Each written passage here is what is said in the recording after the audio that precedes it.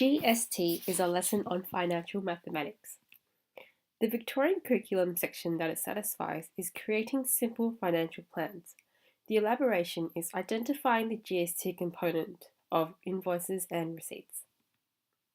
The learning intention is to introduce the concept of GST and to have students work out the GST of certain prices of items.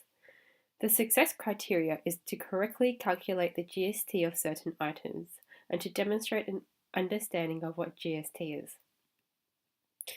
The lesson started off with the question, what is GST? I had some students try to guess what GST stood for, and I had some interesting responses. And so I did reveal that GST is goods and service tax. It is a tax of 10% on most goods and services and other items sold or consumed in Australia.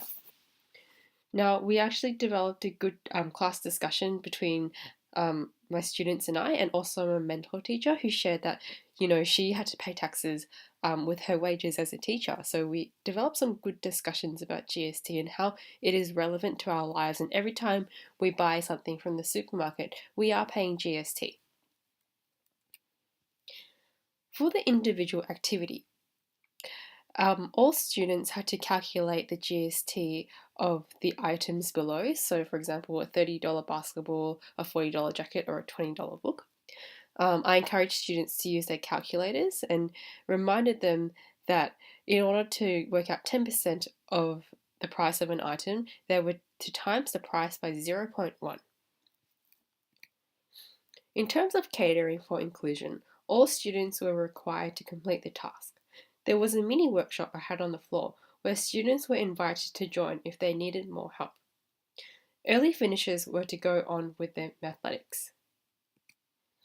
Upon reflection, this was a successful lesson. There was an interesting discussion on what GST was and how it was relevant to our lives.